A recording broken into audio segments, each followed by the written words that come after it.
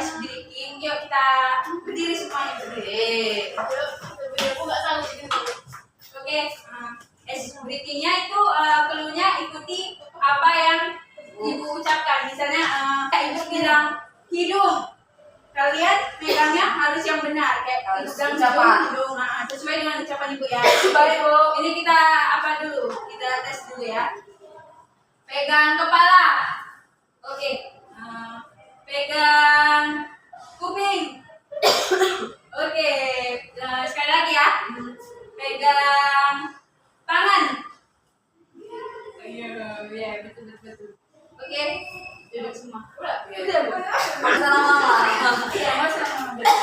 Cuma megang-megang. Oke, untuk memulai pelajaran kita pada hari ini, ada baiknya kita berdoa terlebih dahulu. Siapa yang mau memimpin doa? Terusnya dari ibu. Bolehlah, Diana.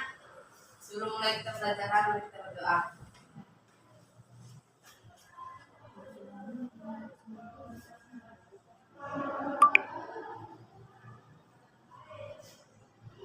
Doa selesai. Oke, terima kasih Diana. Baik,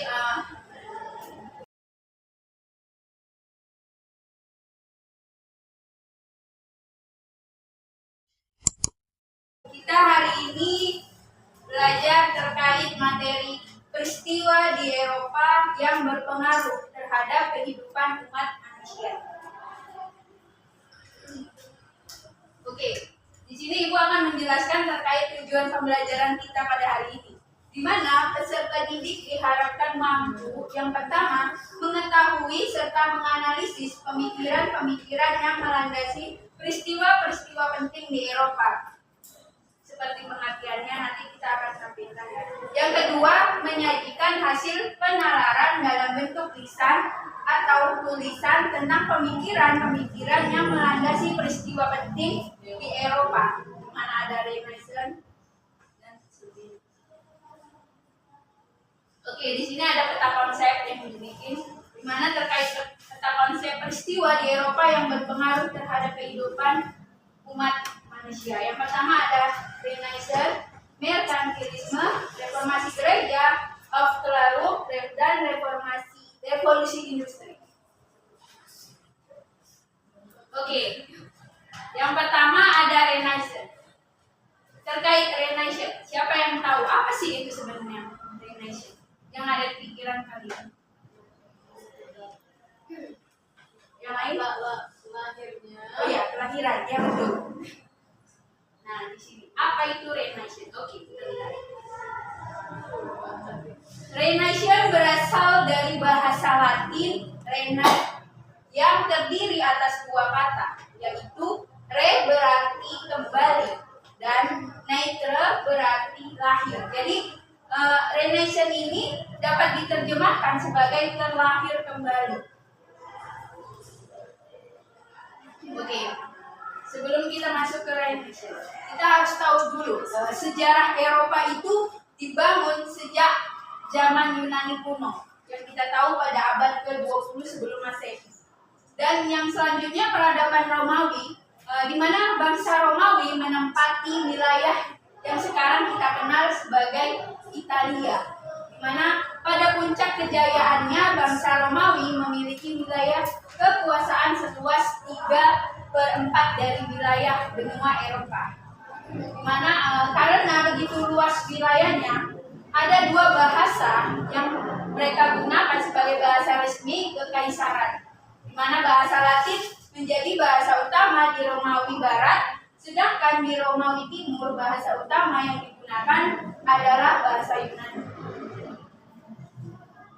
Oke, selanjutnya setelah keruntuhan kekaisaran Romawi di abad ke-4 Masehi, perkembangan peradaban di Eropa seperti meredup. Dia sudah selama kurun waktu 1000 tahun setelah keruntuhan kekaisaran Romawi inilah Eropa berada dalam peradaban abad pertengahan, di mana masyarakat Eropa pada abad pertengahan ini merupakan manusia yang kehidupannya didominasi oleh gereja, di mana hidupnya itu hidup manusia itu pada abad pertengahan selalu dikaitkan dengan tujuan akhir atau eskatologi manusia hanya menjalani kehidupan yang sudah ditentukan oleh Tuhan. Itu sebelum adanya Renaissance.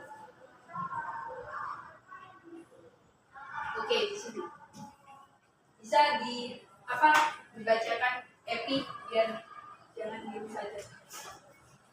Pemikiran nomor berkembang adalah pemikiran yang tidak bertentangan dengan apa yang diajarkan dalam teologi.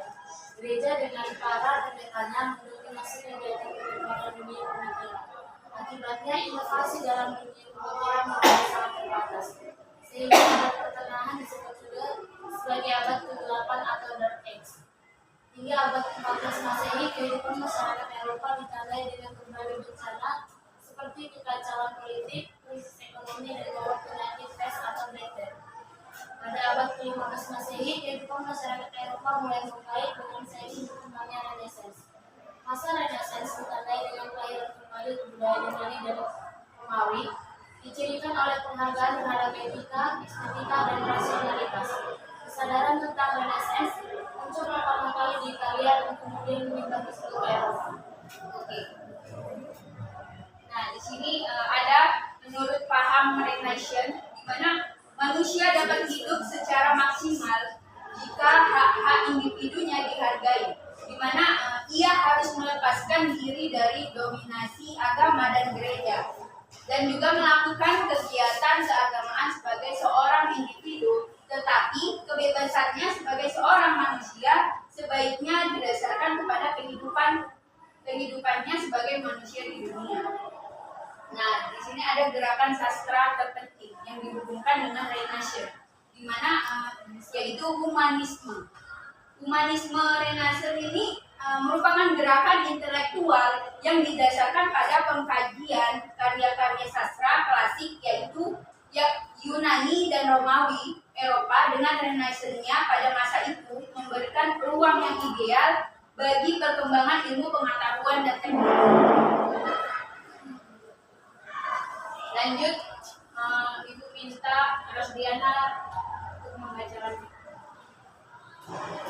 Tokoh ilmuwan yang baru di era ini antara 1500 tahun 1904 sampai 1904 dianggap sebagai bapak humanisme Renaissance Italia.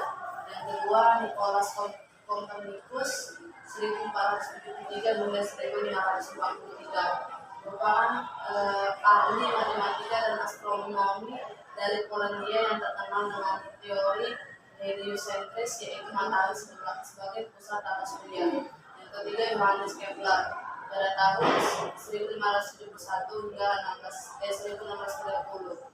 Ini merupakan astronom asal Jerman yang berpendapat bahwa orbit dari planet-planet yang mengitari matahari tidak berjalan, namun elips. Yang keempat, Galileo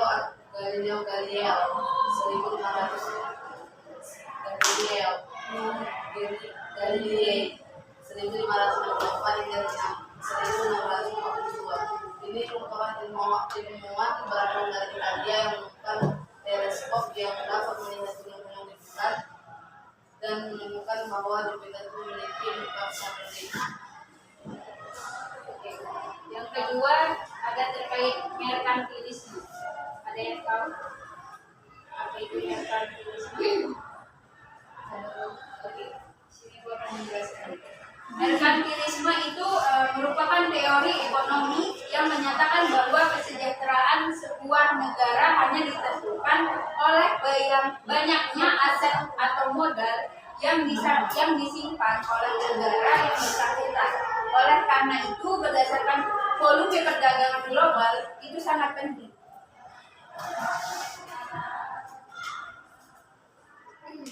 Sementara dalam Kamus Besar Indonesia, merkantilisme ini merupakan sistem ekonomi untuk menyatukan dan meningkatkan kekayaan keuangan suatu bangsa dengan pengaturan seluruh ekonomi nasional oleh pemerintah.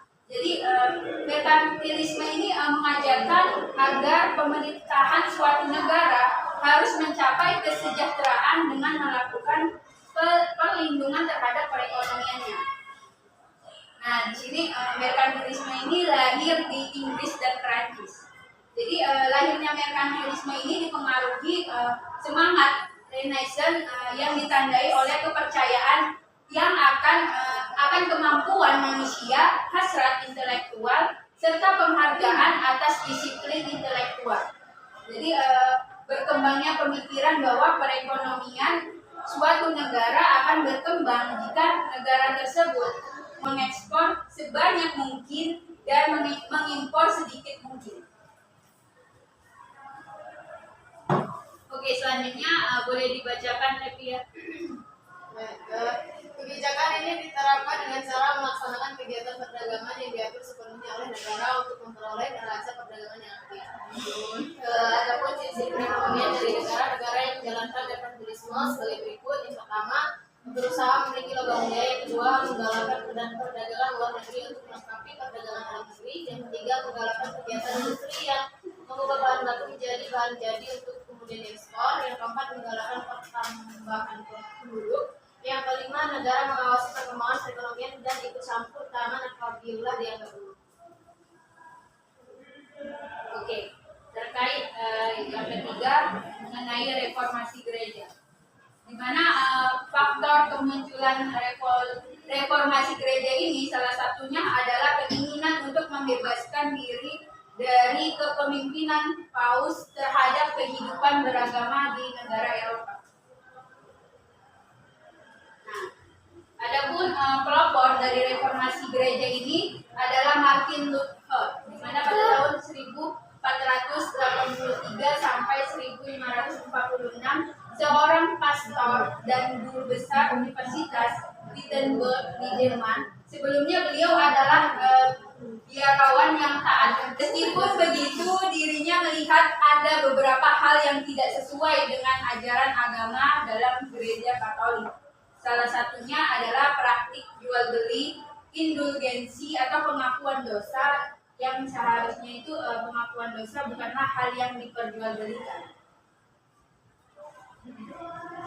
Oke, selanjutnya mengenai Aufklärung, boleh dibacakan Brasiliana.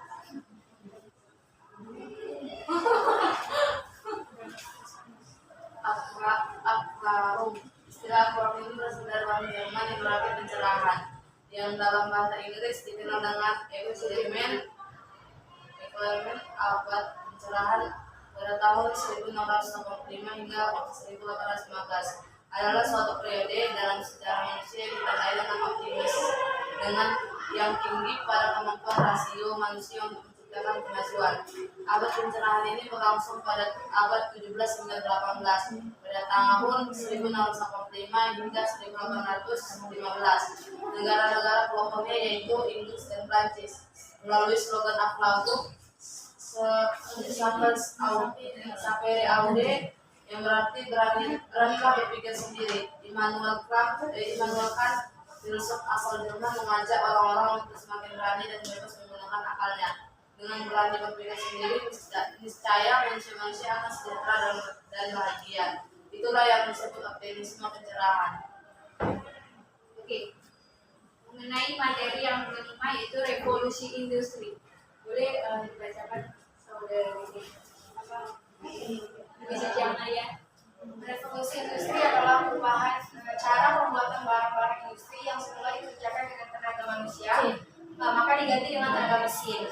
Tenaga mesin menggantikan tenaga manusia merupakan inti revolusi industri. Revolusi industri ini dipicu oleh adanya revolusi agraria dalam penyediaan bahan baku yang mendorong penemuan mesin-mesin dalam industri tekstil.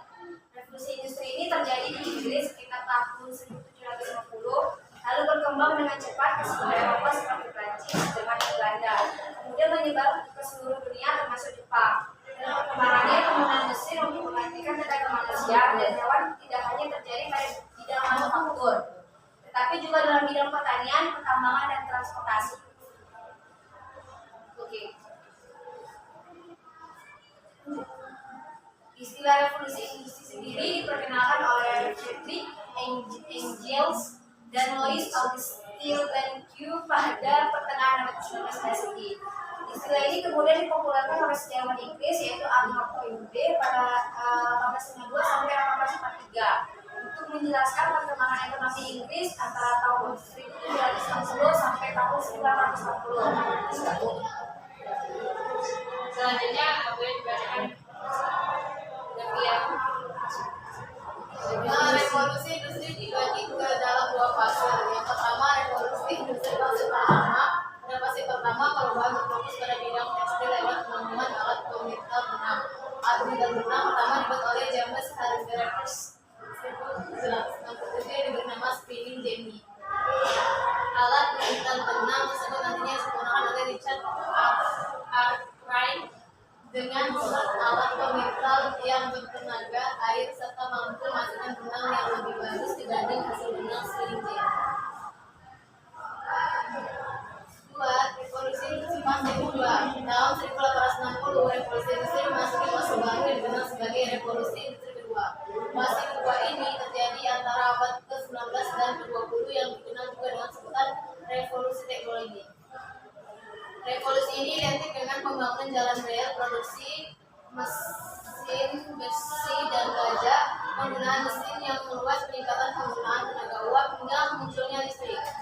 Kemunculan besi dan baja, jalan rel, dan peningkatan penggunaan batu bara memungkinkan transportasi murah untuk mengangkut material dan produk hasil industri. CGU.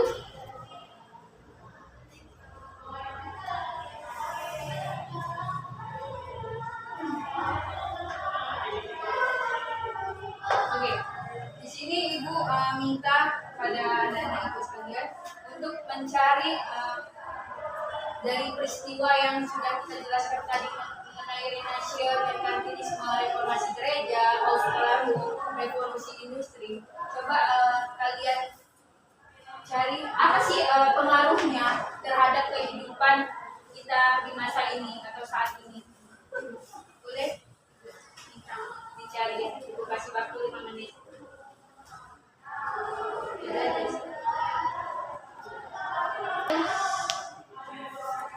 Bisa dulu. Oke, udah ada yang sedang. Oke, siapa yang sudah mencari? Ya silakan Presiden.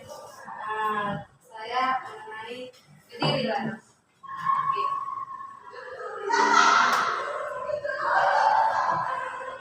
penemuan baru yang berbagai alat untuk memudahkan kehidupan manusia itu muncul pada revolusi industri. Revolusi industri itu bergerak maju dengan semakin banyaknya ditemukan teknologi canggih. Indonesia sekarang juga sudah mampu membuat industri maju yang menggunakan mesin-mesin materai yang membawa perubahan di berbagai aspek seperti ekonomi, sosial, budaya, lingkungan hidup, dan lain-lain. Adanya industri-industri mampu menggerakkan roda ekonomi. Banyak lapangan pekerjaan tercipta, mendorong terjadinya urbanisasi ke wilayah pusat industri. Namun, pengaruh industrialisasi yang berlangsung pada saat itu perlu diantisipasi dengan baik karena memunculkan dampak negatif seperti pola hidup individual yang individual, semakin murah harga barang yang membuat masyarakat semakin konsumtif dan eksploitatif terhadap sumber daya alam. Jadi gitu. Terima kasih, jawabannya sudah bagus. Selanjutnya ada yang sudah berhasil. Saya bagian Terkait pengaruh Renaissance terhadap dunia, yang pertama itu tumbuhnya kebebasan, kemerdekaan, dan kemandirian setiap individu manusia. Manusia berupaya menjadi manusia yang merdeka dan memaksimalkan potensi dirinya. Dan yang kedua itu berkembangnya kemajuan seni budaya dan kebebasan berpikir. Yang ketiga menguatnya kaum pedagang atau pengusaha sehingga membuat mereka tumbuh menjadi kelas pengusaha baru. Dan yang terakhir itu memicu berbagai inovasi dan penemuan baru dalam ilmu pengetahuan.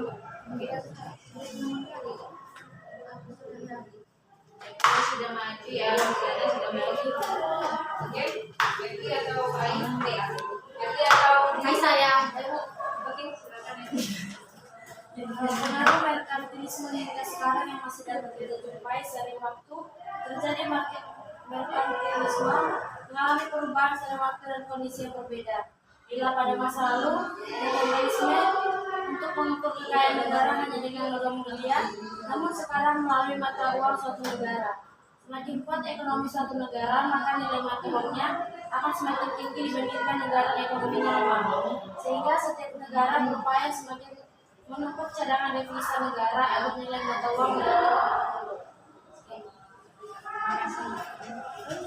Jadi saya membahas mengenai dampak dari reformasi gereja. Ada beberapa Bu. Yang pertama lainnya protestanisme, resistensi atau perlawanan yang kuat terhadap gereja Katolik Roma kemudian mendorong para pengikut dan mendirikan gereja sendiri yang terlepas dari gereja Katolik Roma itu adalah Protestan. Kemudian ada muatnya fungsi negara, kemudian ada lainnya gereja empingan, kemudian ada reformasi dan demokrasi. Reformasi Protestan adalah kebebasan individu dan kesetaraan, kebebasan individu dapat dilihat dari penolakan Luther atas otoritas atau termasuk atas kekuasaan sekuler, dan reformasi kurang 30 tahun dan kebebasan beragama. Baik, terima kasih. Ya baik, semua yang anak-anak ibu katakan sudah benar ya. Dan selanjutnya di sini ibu ada latihan beberapa soal, boleh dikerjakan dan dikumpulkan besok.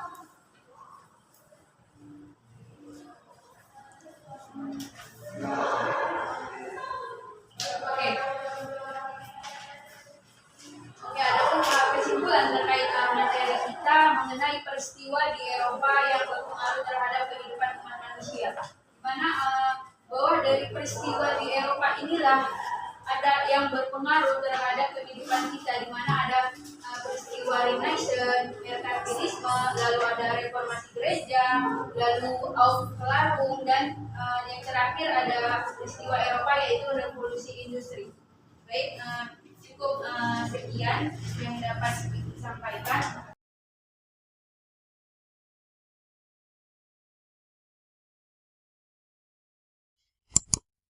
Oke, untuk mengakhiri pembelajaran kita pada hari ini, marilah kita berdoa. Oke, siapa yang ingin memimpin doa?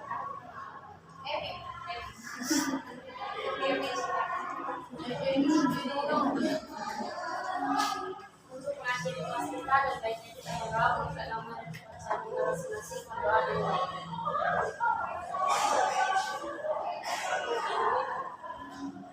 Amin. Berdoa selesai. Terima kasih kepada Ibu Eri. Ya, selanjutnya Ibu terima kasih kepada murid-murid Ibu yang sudah aktif atau yang sudah mengikuti pembelajaran kita dari awal hingga akhir. Jika ada kata-kata yang salah atau kurang yang berkenan di hati kalian, Ibu mohon maaf. Wassalamualaikum warahmatullahi wabarakatuh. See you, sampai jumpa kembali. Baik, terima kasih. Di sini saya Niamina Ginsang.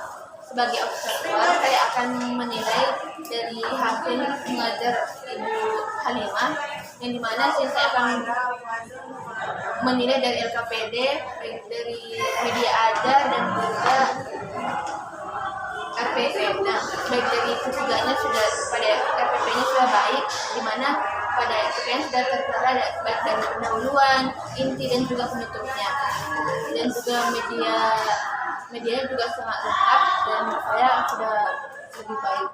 Sekian dari saya. Terima kasih. Assalamualaikum warahmatullahi wabarakatuh. Perkenalkan, saya di sini Ais Fitri. Saya sebagai observer dari saudari Halimah. Di sini saya menilai penampilan Halimah, di mana penampilan Halimah sudah sangat bagus.